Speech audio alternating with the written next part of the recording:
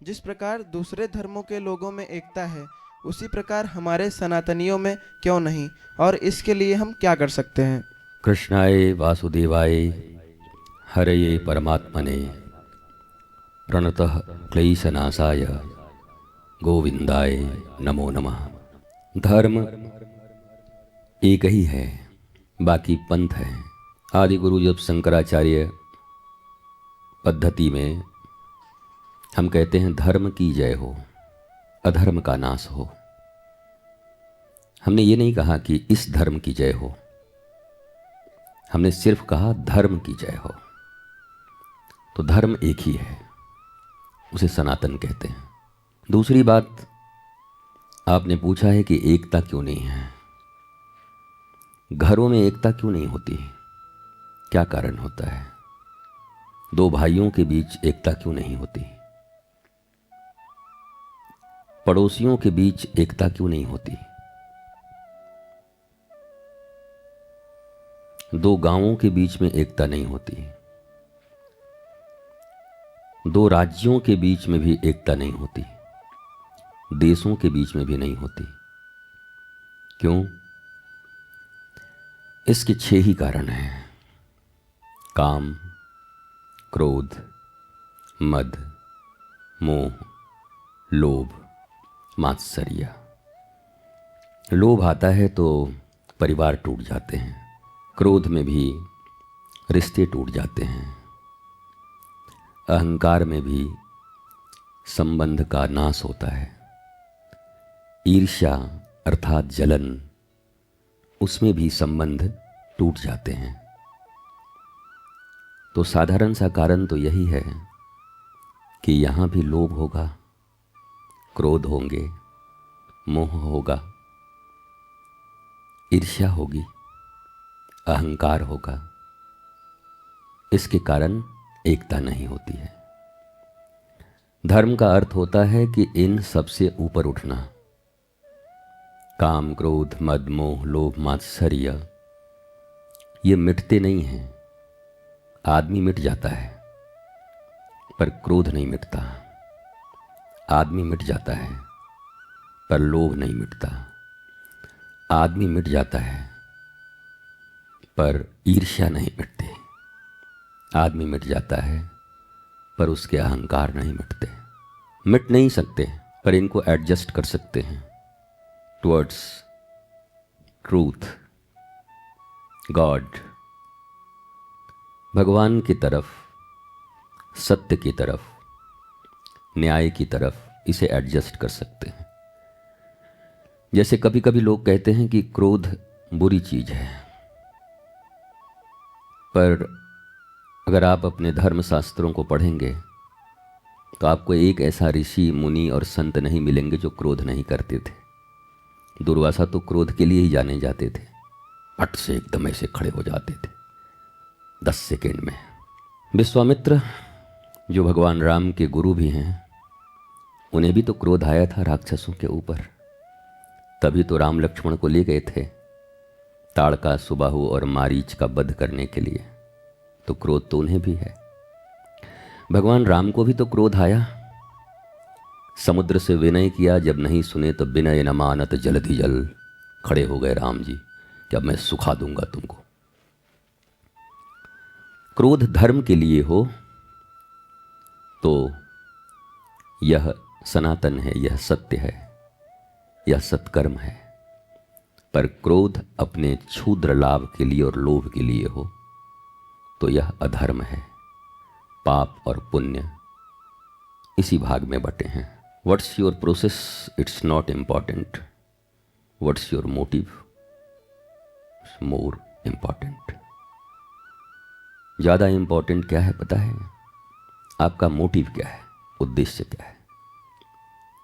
उद्देश्य सत्य को लेकर है तो क्रोध भी ठीक है।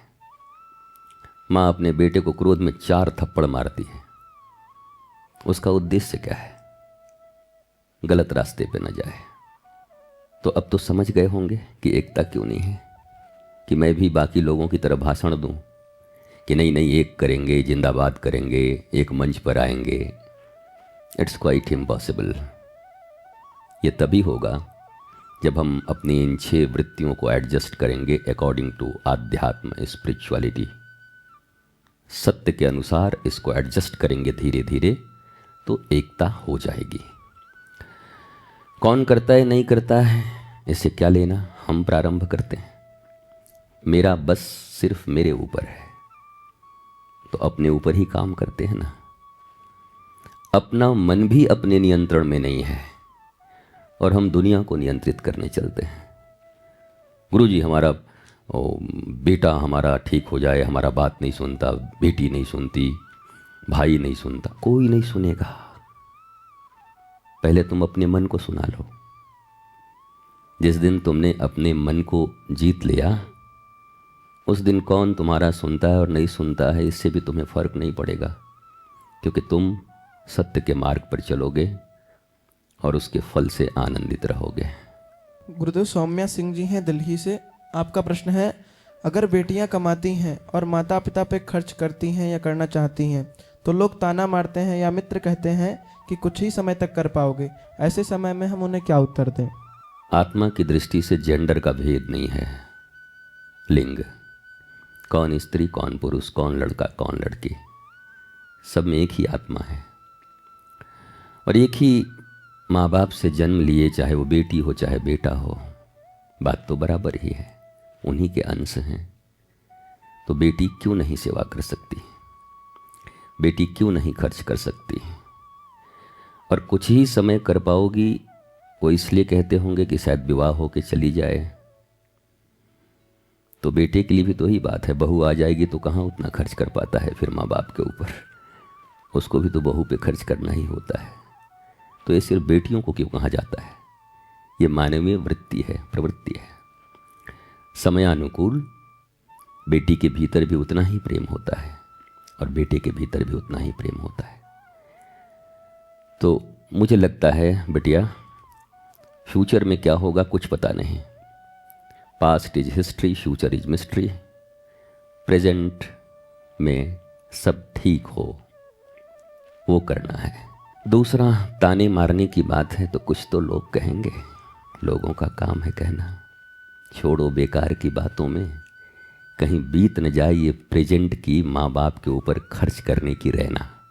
तो अभी तो हम करेंगे, बाद में देखा जाएगा क्या होगा। गुरुदेव भवदी जी है सूरत से। आपका प्रश्न है, ऐसा क्या करें जो जीवन को सफल बना सकें और जीवन का असली उद्देश्य प्राप्त कर सकें? जीवन अपने आप में एक पूर्ण उद्देश्य है। जीवन है, यही उद्देश्य है। 70-80 ईयर्स तक, 90 ईयर्स तक जिंदा रहना है, तो यही तो उद्देश्य है। अच्छे से जी सके, मुस्कुरा सके। अब इसके लिए ज़रूरी नहीं कि हम एलन मस्क हो जाएं या सुदामा हो जाएं। सुदामा भी होंगे तब भी कृष्ण के मित्र रहेंगे, मौज करेंगे। मस्क भी हो जाएंगे तो थोड़ा टास्क ज़्यादा होगा, वो तो बेचारा वही समझता होगा, मेरे से तो बातचीत है नहीं। सफल बनाएंगे ये फ्यूचर है, सफल हैं ये प्रेजेंट है। अभी ही मुस्कुरा रहे हैं, सब ठीक है। गुरुदेव क्या करें कि आनंदित हों फ्यूचर है। गुरुदेव मैं अभी आनंदित हूं, आगे भी ऐसा ही होगा। जो बाद में होने की कोशिश करता है वो प्रेजेंट गंवाता है, और जो अभी हो जाता है उसका फ्यूचर भी ठीक होता है। तो आप अपने फ्यूचर को कभी मत देखिएगा, हर उस क्षण को संभालिए जो भी आप जी रहे हैं। यही जिंदगी है। अभी 2-3 दिन पहले, 2 ही दिन हो रहे होंगे, मेरे इस शरीर के एक बड़े भाई रहे, उनका 2 पुत्र, एक 22 साल का जिसको मैंने कभी बचपन में गोद में खिलाया था, पढ़ाया भी था, तो नई कार शायद लिया था। मेरी बातचीत नहीं होती बरसों से, मेरे परिवार से मेरा कोई संपर्क नहीं रहता, न मैं खबर लेता हूँ। पर परसों कहीं से खबर आया कि वो नई गाड़ी ली, 22 साल का लड़का था और गौशाला जा रहा था, एक्सीडेंट करके उसकी डेथ हो गई। फ्यूचर किसको पता है? प्रेजेंट में जीना चाहिए। अगले क्षण तो मौत ही है। तो जिस क्षण में मौत ही है और कुछ खबर नहीं, उसके लिए क्या चिंता करना है। अभी यहाँ बैठे हैं तो मुस्कुराएं कि कितना प्यारा समय मुझे परमात्मा ने दिया है, राधा कृष्ण ने, कि मैं वृंदावन की भूमि पर बैठकर आनंदम धाम लाडली निकुंज में और वो शुभकामना वृक्ष के नीचे दीप प्रज्वलित करके इतने देर से भजन करते हुए अभी गुरुदेव का सत्संग सुन रहे हैं। इससे बढ़िया और क्या हो सकता है। यही प्रेजेंट है, यही तो जीना है, यही तो आनंद है। हर क्षण को अच्छे से जीना है। कल क्या होगा देखेंगे। पंकज शर्मा जी बस्ती से हैं। आपका प्रश्न है, स्वयं के जीवन में सद्गुरु का अनुग्रह कैसे प्राप्त करें? मैं इसके लिए स्वयं को सक्षम नहीं समझता। अब समर्थ तो कोई नहीं है। समर्थ वही होगा जो सद्गुरु के अर्थ को समझेगा। सद्गुरु का अर्थ होता है जो सदा अज्ञान अंधकार से ज्ञान प्रकाश की ओर ले जाते हैं, समस्या से समाधान की ओर ले जाते हैं। उनको ही सद्गुरु कहते हैं। मोबाइल गुरु मोबाइल के विषय में बताएंगे, टेक गुरु टेक्नोलॉजी के विषय में बताएंगे, ऑटोमोबाइल गुरु ऑटोमोबाइल के विषय में बताएंगे।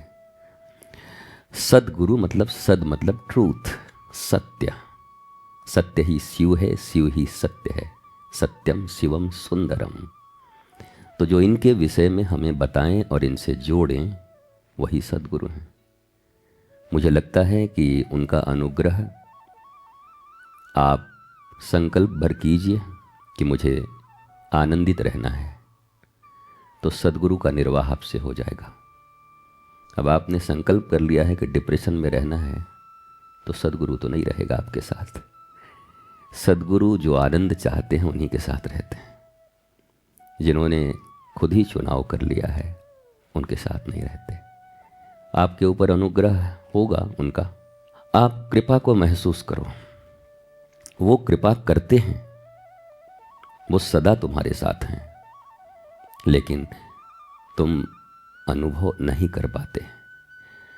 मेरी दृष्टि में अगर सद्गुरु से सबसे प्यारी कोई चीज़ मांगनी हो या भगवान से, तो ये मांगो कि आपकी कृपा तो सदैव मेरे ऊपर है।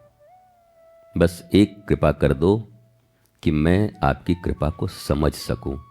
इतनी सुमति और बुद्धि मुझ में दे दो आप कि मैं आपकी कृपा को समझ सकूं।